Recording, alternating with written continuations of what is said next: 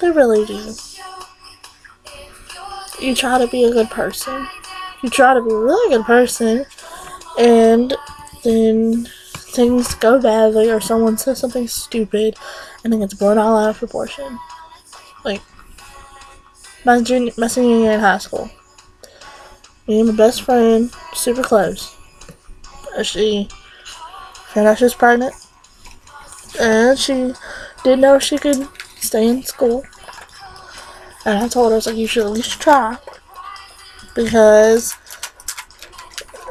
it's only going to get harder if you don't.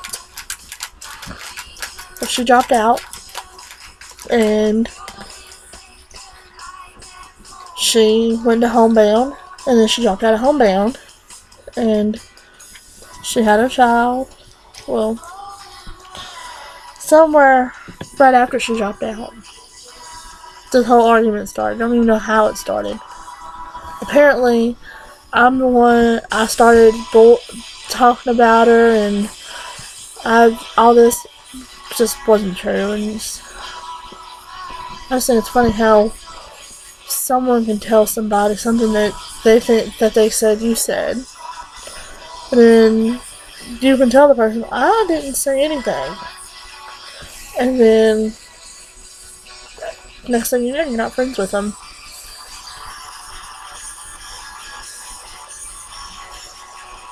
The other thing I hate is,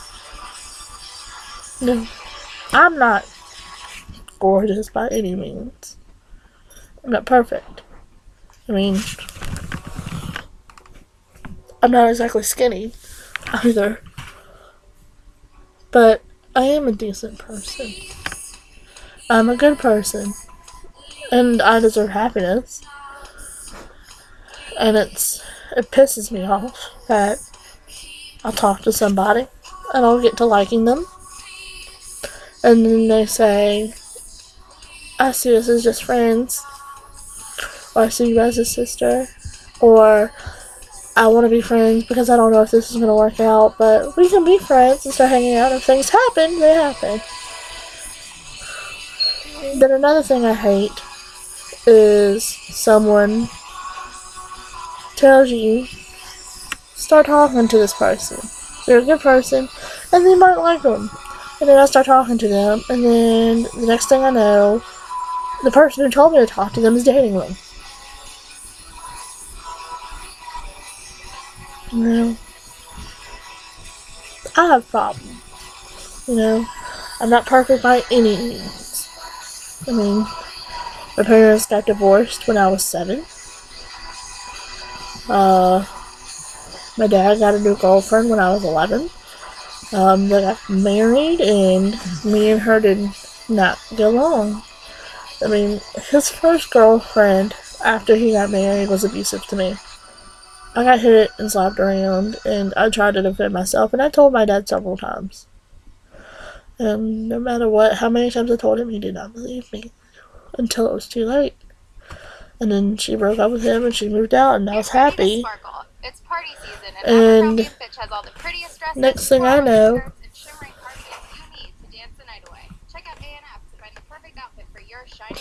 it's like next thing I know, he's got this new woman in his life, and she moves in a week after, and she moves in, and we just immediately start having problems. We immediately start getting in arguments, and she had mental problems herself. And I did not get along with her, and they wound up getting married, and he moved down there to Texas to be with her and her family, and I got stuck having to move with them.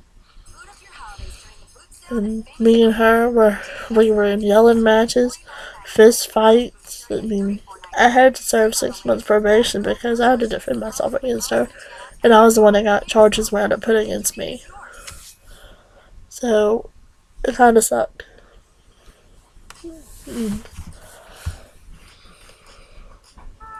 I saw,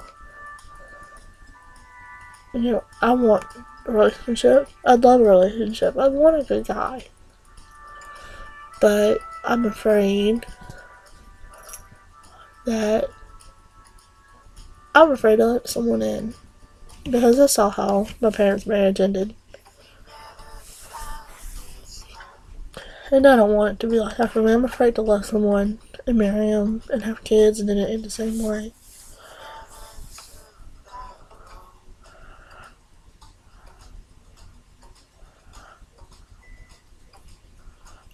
And that's all I can say about it.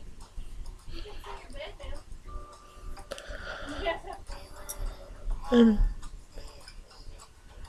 earlier today, we started cleaning out my grandma's bedroom. And we were cleaning out the closet, and my papa passed away a month ago. He was in a nursing home. He had cancer. It was rough on all of us. And we started cleaning out my grandma's bedroom today, and there was a bunch of his old suits.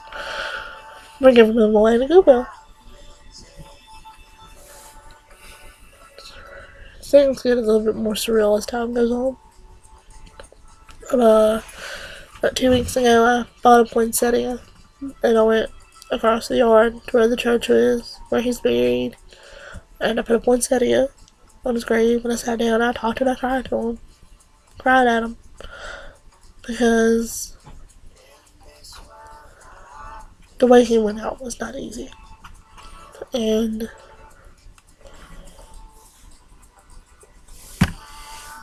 I regret the way I treated him.